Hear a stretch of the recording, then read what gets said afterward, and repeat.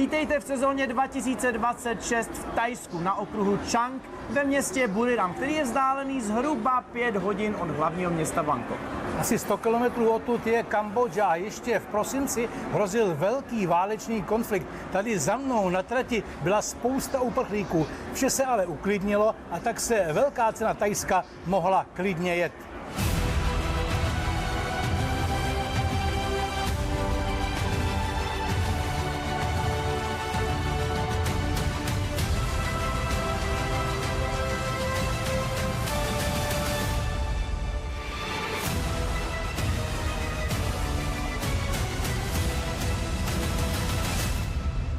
Stejně jako loni i letos je Thajsko otvírákem sezóny. No a mimo jiné, Thajsko je 17. zemí celkově, která může říct, že hostila první Grand Prix sezóny. Přestávka byla krátká, mimochodem dříve začínala sezóna naposledy v roce 1964, kdy se 28. února jelo na legendárním okruhu v americké Daytoně. Všichni tím pádem máme ještě trošku v mysli Vánoce. A tak jsme se závodníků zeptali, jaký to nejhezčí dárek k ním dostali. What was the favorite present that you got? Wow, the favorite present I can get, to be honest, the best present I can get is to spend time with my family. It was nice because we were, I think, 18 people in my home, and that's for me the best because unfortunately we never really have the time. But for me, the best present is to spend time with the family and see all people really enjoying. My favorite present, come back riding a bike. That was on Christmas time. I mean, was there where I started to ride again after Indonesia crash, and was the best present so far. And of course, spend time with the family. I got a beautiful present from my girlfriend, a pair of shoes, so that one. What I had. I don't even remember. I don't even remember, but I have some. The Lego, the Titanic. My girlfriend gave it to me, so really nice present. I don't know, many. I had many, and I'm not. I'm just happy for a Christmas. Everything is arriving is more, but I cannot decide. I'm not really a material guy for this. My mom give me make me a present of a wallet, and I think it's a cool thing. Letošní sezóna má 22 závodů. Pokud se podíváme na kalendář, tak v té první polovině nás rozhodně dvě věci překvapily. První, která mě překvapila, je Brazílie. Vracíme se tam s MotoGP po 22 letech do města Goiânia, které je poblíž hlavního města Brazílie.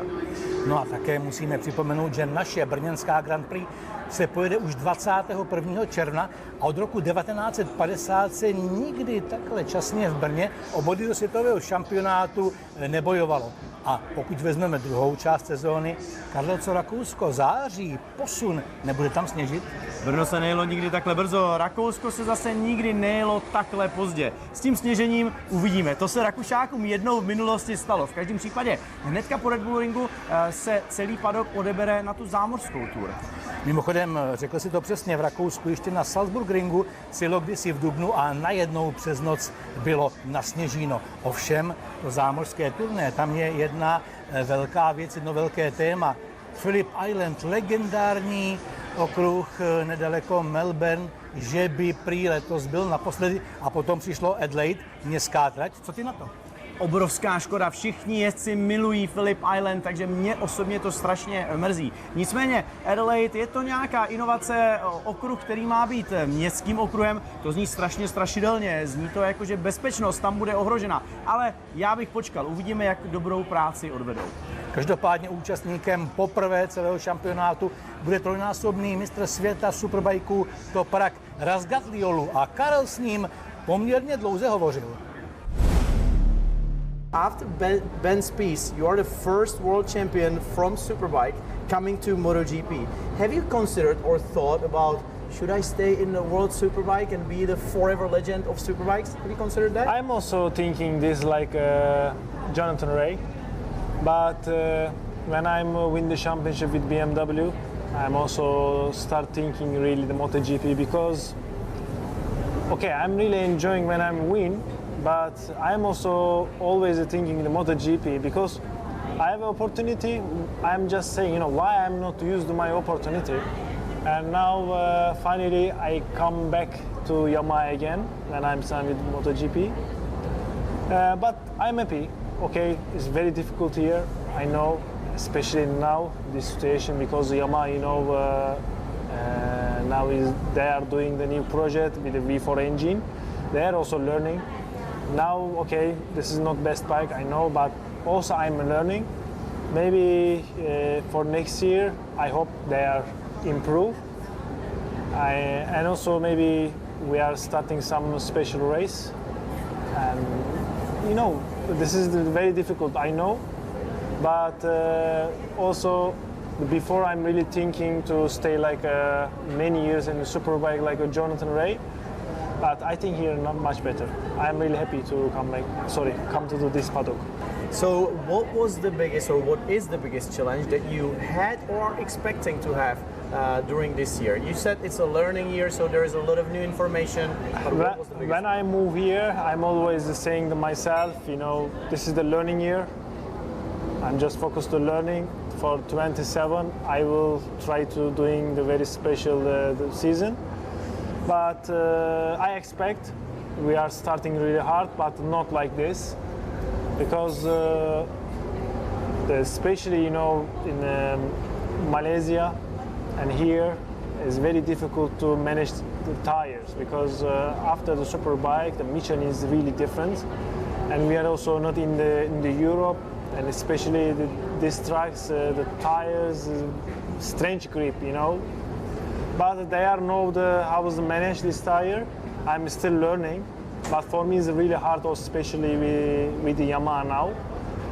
Anyway, maybe much better for me this because I'm learning hard. Maybe end of the day, if they are improved, maybe we are come make more strong. Toprak, you know what? You probably know Czech fans, they love you for what you are showing, especially in Most on during the Superbike weekends.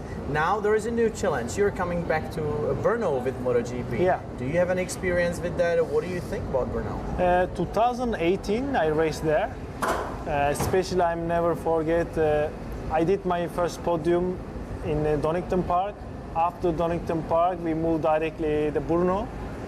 But I finished, I think, 10 or 9 position. I don't remember now, but I'm not doing a really good race. But anyway, general, I really like it, the Brno circuit.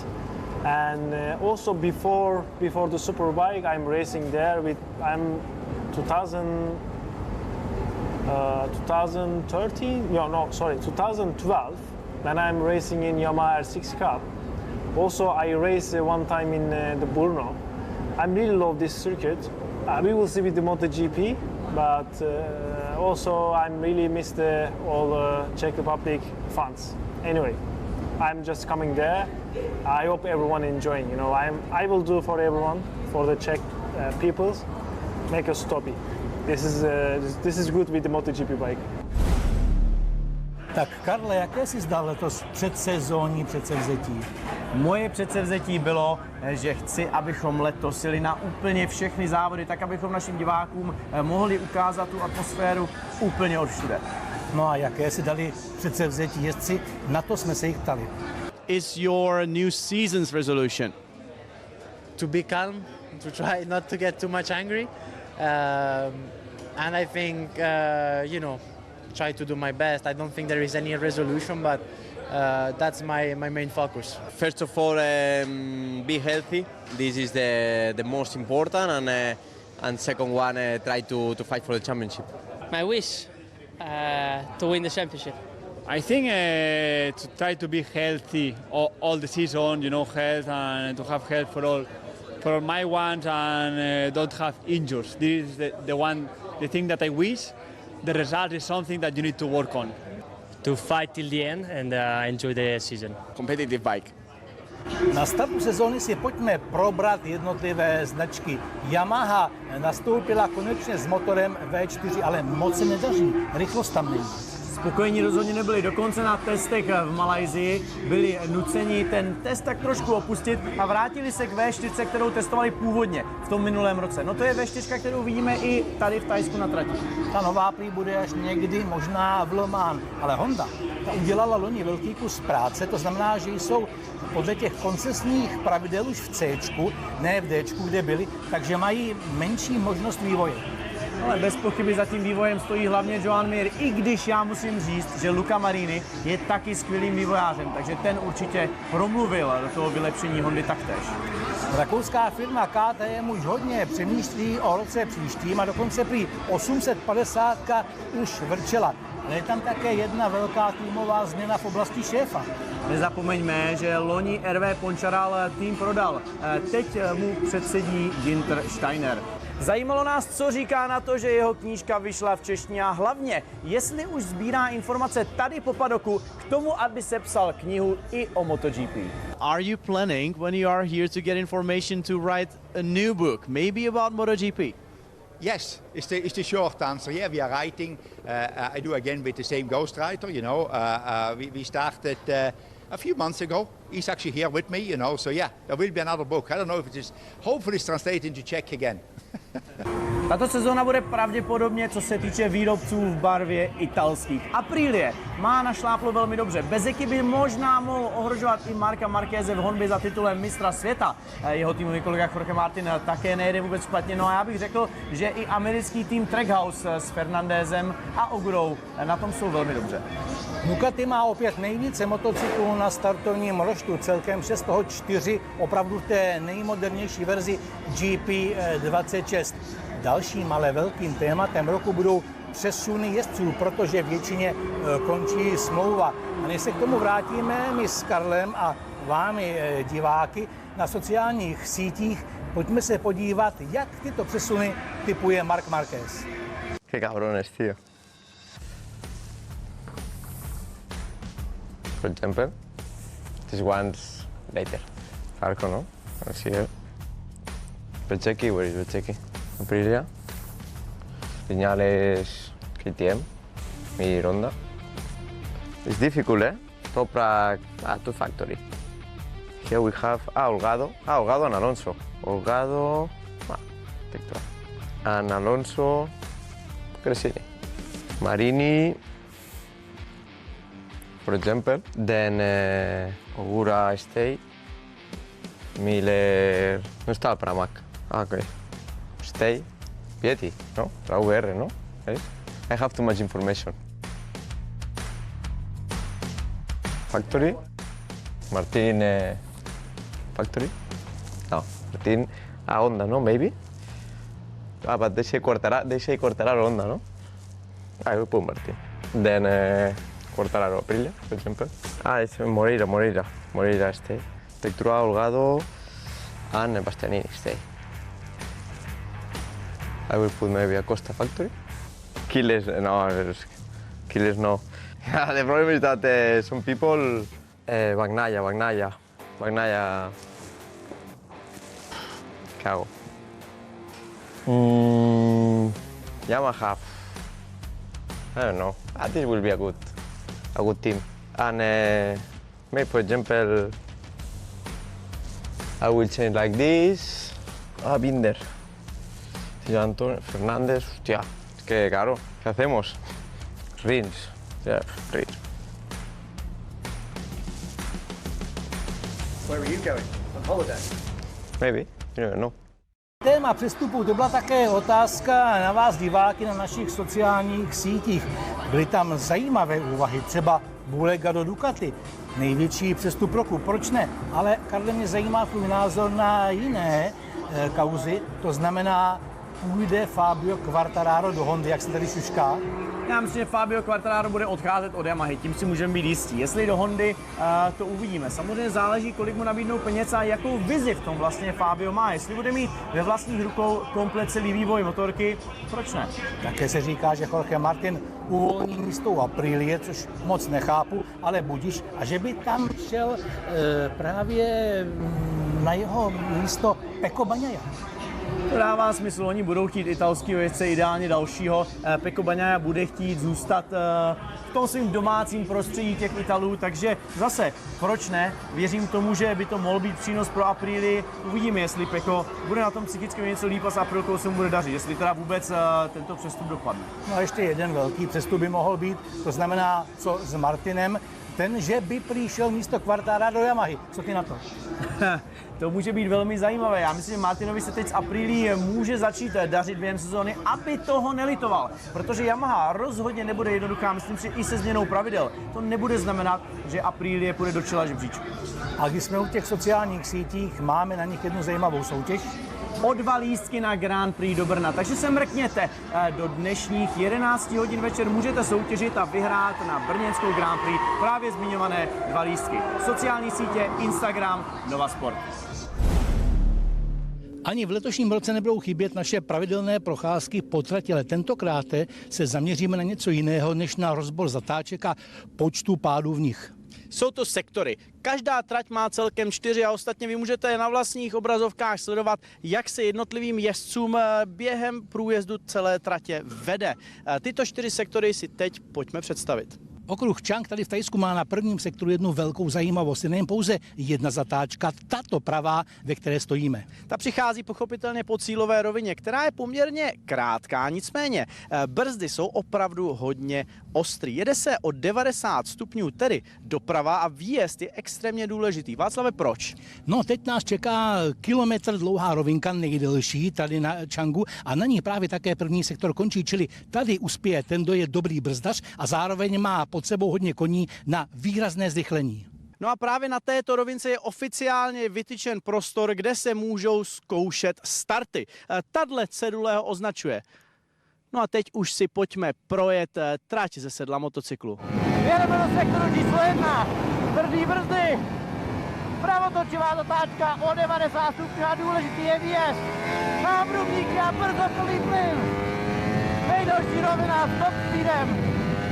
Zatáčka v tuto chvíli. A na brzdách protneme sektor číslo 2. Stojíme zhruba 250 metrů před zatáčkou. Tady někde si začínají v MotoGP brzdit. No a právě na tomto místě končí první sektor. Všechny sektory odděluje bílá čára, kterou si nyní můžeme prohlédnout. Mimochodem i ten druhý sektor je rovněž hodně rychlý. Ovšem 2 takové základní problematické zatáčky si za malou chvíli popíšeme. V tuto chvíli jsme už nejdále od startovní a cílové rovinky, co to jenom jde. No a protože za mnou, jak jsme si říkali, je ta nejdelší rovinka, kde se také měří top speed, tak logicky přichází na řadu nejdelší a nejtvrdší brzdy na tomto okruhu. No, tady už vidíme jediný pravý vracák tohoto okruhu. No, nejpomalejší úplně není. S Václavem jsme o tom debatovali, ale přece jenom poslední zatáčka, ta je docela protivná a hlavně je pomalejší. Tady se pořád jede přes 70, v té poslední se určitě jede pod 70. Druhý sektor končí za zatáčkou, která je 4. v pořadí na trati a tu uvidíte za malou chvíli za námi. Je to jedna ze 4 levých na okruhu, to znamená, že by se mohlo zdát, že vzhledem k tomu, že jezdci jedou skoro 3/4 kola buď rovně nebo doprava, mohli by mít problémy s zahřátím levé strany pneumatiky. Je tady ale jedno ale. A to zcela zásadní. My totiž nejsme v Anglii nebo v Asenu. Tam bych opravdu strach měl. My jsme v Thajsku.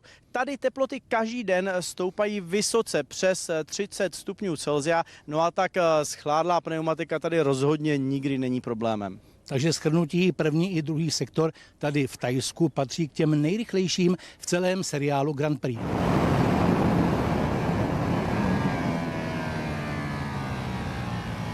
Jediný opravdový vracák tohoto okruhu. A další rovina.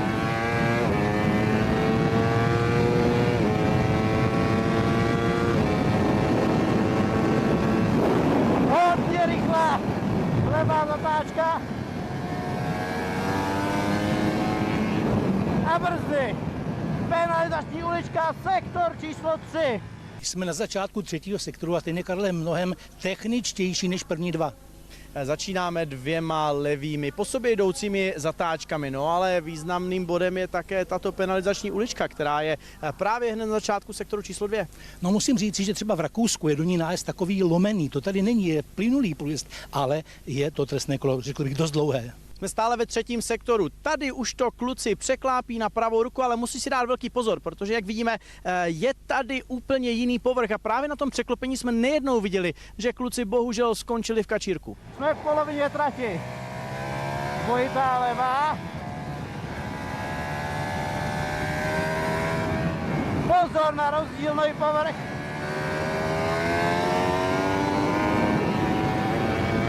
A nahoří tvrdý brzdy.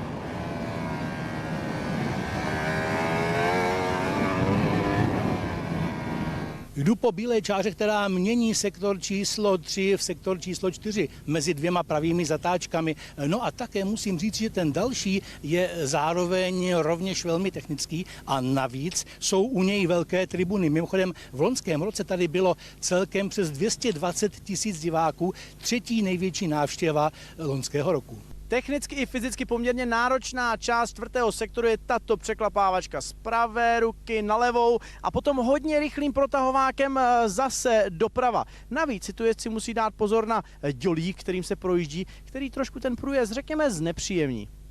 Původně jsme se z poslední zatáčky spolu s Václavem chtěli rozloučit dohromady. Nicméně na těch tvrdých brzdách můžete vidět, jak za mnou Vašek už mokne. Tato zatáčka je opravdu hodně zrádná a často se tady padá. Ostrá pravotočivá je nejpomalejší a poslední tedy zatáčkou na okruhu v Budenou. Pak už se najíždí opět na cílovou rovinku. Sektor číslo 4 do toho jsme právě teď najeli. Protahovák. A teď už na plnej plyn řetězky hrudníky. Poslední zatáčka, tvrdý brzy. Úžasný místo k předjíždění. Ale pozor, často se tady padá. A jsme v cíli.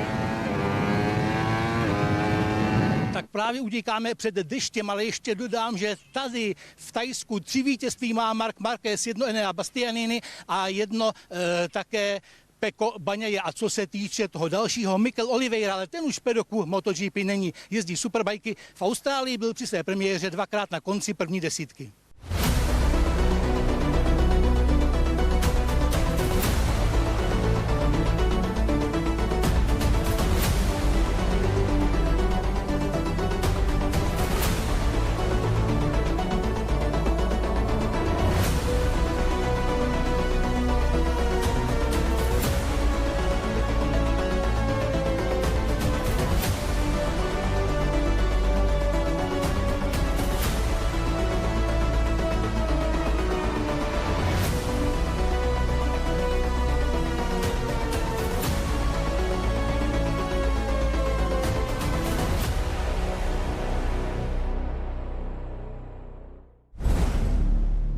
Jorge Martin, Enea Bastianini a Marc Marquez.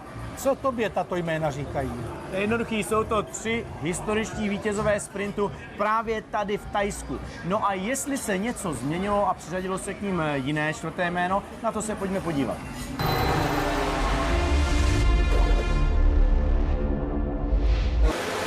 Po startu se o první místo začali přetahovat Marco Bezzecchi a Marc Marquez. Ten měl o něco lepší start, ale Ital na Aprilii chtěl využít získanou pole position a tak tlačil na pilu.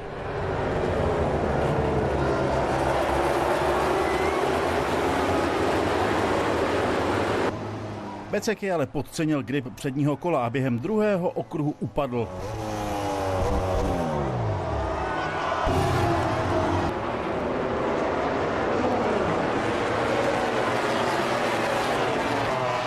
Druhé místo a s ním také úlohu pro následovatele vedoucího Markéze převzal Pedro Acosta.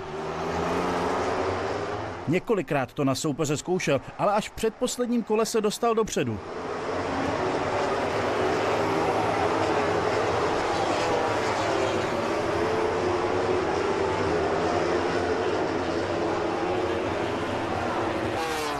V poslední zatáčce si úřadující šampion na Acostu vyšlápnul a tvrdým manévrem vedoucího jezdce vytlačil. Záhy ale přišel trest. Marquez musel Acostovi pozici pustit zpátky. Ve stejném místě jako předtím tedy Acostu nechal jet. Nachystal si dobrý výjezd, ale cílová čára je v Bureramu poměrně blízko za poslední zatáčkou. Pedro Acosta poprvé v kariéře vyhrál sprint a udělal radost všem fanouškům oranžové stáje. Je to vůbec poprvé, co se jezdec KTM ocitnul na čele tabulky mistrovství světa. Třetí dojel Raul Fernandez na Trackhouse Aprilia.